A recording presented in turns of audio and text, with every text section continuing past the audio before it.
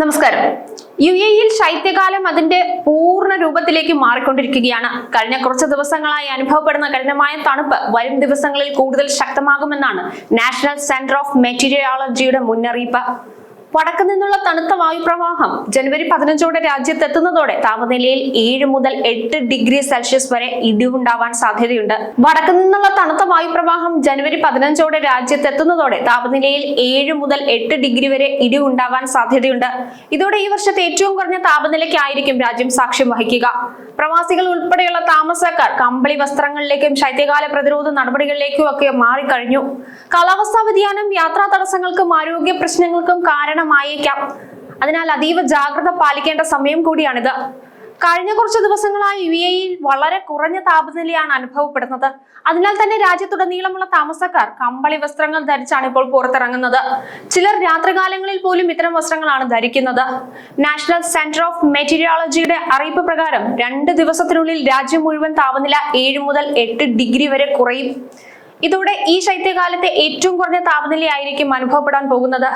വടക്കു നിന്ന് വരുന്ന തണുത്ത വായുവിന്റെ സ്വാധീന ഫലത്താലാണ് താപനില കുറയുന്നത്.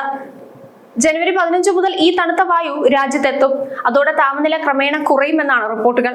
ആദ്യം രാജ്യത്തിന്റെ പടിഞ്ഞാറൻ ഭാഗങ്ങളിലും പിന്നീട് മറ്റു ഭാഗങ്ങളിലേക്കും തണുപ്പ് വ്യാപിക്കും. ജനുവരി 15 രാജ്യത്തിന്റെ പടിഞ്ഞാറൻ പ്രദേശത്ത് നിന്ന് 3 മുതൽ 4 ഡിഗ്രി വരെ കുറയും. പിന്നീട് മറ്റു ഭാഗങ്ങളിൽ 5 ഡിഗ്രി വരെയും കുറയും. പർവ്വത പ്രദേശങ്ങളിൽ താമസിക്കുന്നവരും യാത്ര ചെയ്യുന്നവരും മുൻകരുതലുകൾ സ്വീകരിക്കണമെന്ന് നിർദ്ദേശിക്കുന്നുണ്ട്. ഈ പ്രദേശത്ത് താപനില 10 ഡിഗ്രിയിൽ താഴെയാണ് പ്രതീക്ഷിക്കുന്നത്. തീരപ്രദേശത്ത് മിതമായ കാലാവസ്ഥയായിരിക്കും. എന്നാലും സാധാരണ സമയത്തെ അപേക്ഷിച്ച് തണുപ്പുണ്ടാകും. തീരപ്രദേശത്ത് 20 മുതൽ 22 ഡിഗ്രി വരെയാകും താപനില. അതേസമയം ഉൾപ്രദേശങ്ങളിൽ 22 മുതൽ 24 ഡിഗ്രി വരെ താപനില അനുഭവപ്പെടാം. ഇന്ന് പുലർച്ചെ മിക്ക പ്രദേശങ്ങളിലും കനത്ത മൂടൽമഞ്ഞ് കാരണം ദൃശ്യപരിധി കുറഞ്ഞ അവസ്ഥയാണ് ഉണ്ടായിരുന്നത്.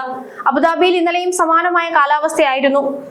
അബുദാബി പോലീസും അതീവ ജാഗ്രതാ നിർദ്ദേശം പുറപ്പെടുവിച്ചിട്ടുണ്ട്. കൂടാതെ സുരക്ഷയെ മുൻനിർത്തി പ്രധാന റോഡുകളിലെ വേഗപരിധി മണിക്കൂറിൽ 80 കിലോമീറ്റർ ആക്കിയിട്ടുണ്ട്. റോഡുകളിൽ ദൃശ്യപരത കുറയുന്നത് നിരന്തരം അപകടങ്ങൾക്ക് സാധ്യത കൂടും.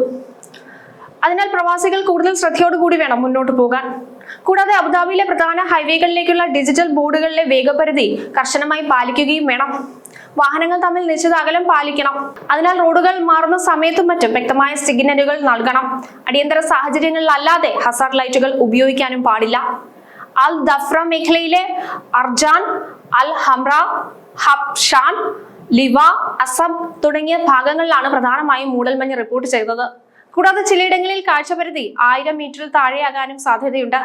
മൂടൽമഞ്ഞിനൊപ്പം തന്നെ നല്ല തണുപ്പുമൊക്കെ ആയിട്ട് രാജ്യത്തിന്റെ കാലാവസ്ഥ മാറി മറിഞ്ഞ അവസ്ഥയിലാണ്.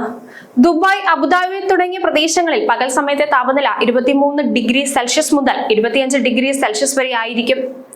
ഉൾനാടൻ പ്രദേശങ്ങളിൽ ഇത് 22 ഡിഗ്രി സെൽഷ്യസ് മുതൽ 27 ഡിഗ്രി സെൽഷ്യസ് വരെ ആകാനും സാധ്യതയുണ്ട്. അതേസമയം പർവ്വത പ്രദേശങ്ങളിൽ തണുപ്പ് ഇതിലും ശക്തമായിരിക്കും. അന്തരീക്ഷത്തിൽ ഈർപ്പത്തിന്റെ അളവ് വർദ്ധിക്കുന്നത് മൂടൽമഞ്ഞ് രൂപപ്പെടാൻ കാരണമാകും. അതിനാൽ ഉൾപ്രദേശങ്ങളിൽ 12 മുതൽ 19% വരെയും പർവ്വത പ്രദേശങ്ങളിൽ 55 മുതൽ 70% വരെയുമാണ് ഈർപ്പം പ്രതീക്ഷിക്കുന്നത്. വരും ദിവസങ്ങളിലും പുലർച്ചെയിലും രാത്രിയിലും മൂടൽമഞ്ഞിന് സാധ്യത പറയുന്നുണ്ട്. യാത്രക്കാർ കാലാവസ്ഥാ റിപ്പോർട്ടുകൾ നിരന്തരം പരിശോധിക്കുകയും അതിനനുസരിച്ച് വേണം കാര്യങ്ങൾ പ്ലാൻ ചെയ്യുകയൊക്കെ ചെയ്യേണ്ടത്. പ്രകൃതി രമണീയമായ ശൈത്യകാലം ആസ്വദിക്കുമ്പോൾ തന്നെ സുരക്ഷയ്ക്ക് മുൻഗണന നൽകാൻ ഓരോ താമസക്കാരനും തയ്യാറാകണം. പ്രത്യേകിച്ച് അബുദാബി പോലീസ് നൽകിയിട്ടുള്ള വേഗപരിധിയും നിയന്ത്രണങ്ങളും റോഡ് സുരക്ഷാ നിർദ്ദേശങ്ങളും ഒക്കെ കർശനമായി തന്നെ പാലിക്കണം. മൂടൽമഞ്ഞുള്ള സമയങ്ങളിൽ ഹസാർഡ് ലൈറ്റുകൾ ദുരുപയോഗം ചെയ്യാതിരിക്കാനും വാഹനങ്ങൾ തമ്മിൽ കൃത്യമായ അകലം പാലിക്കാനും ശ്രദ്ധിക്കണം. അന്തരീക്ഷത്തിലെ ഈർപ്പം വർദ്ധിക്കുന്നതും കാഴ്ചപരിധി 1000 മീറ്ററിൽ താഴെയാകുന്നതും വലിയ അപകടങ്ങൾക്ക് ഒരുപക്ഷെ കാരണമായേക്കാം. അതിനാൽ യാത്ര പുറപ്പെടുന്നതിന് മുൻപ് കാലാവസ്ഥാ റിപ്പോർട്ടുകൾ നിരന്തരം പരിശോധിക്കുന്നത് ശീലമാക്കുക. പർവ്വത പ്രദേശങ്ങളിലേക്കുള്ള യാത്രകൾ പരമാവധി ഒഴിവാക്കുകയോ മതിയായ മുൻകരുതലുകൾ സ്വീകരിക്കുകയോ ചെയ്യുക. ആരോഗ്യവും സുരക്ഷയും മുൻനിർത്തിയുള്ള ഈ ജാഗ്രത ഈ ശൈത്യകാലം സുരക്ഷിതമായി ആസ്വദിക്കാൻ നമ്മെ സഹായിക്കും. എന്തായാലും ആരോഗ്യ പ്രശ്നങ്ങൾക്കും ഒക്കെ ശൈത്യകാലത്ത് സാധ്യത കൂടുതലാണ്. അത്തരത്തിൽ എന്തെങ്കിലും ആരോഗ്യ പ്രശ്നങ്ങൾ ഉണ്ടായാൽ ഡോക്ടറെ കണ്ട് അതിനനുസരിച്ച് കാര്യങ്ങൾ ചെയ്യുക.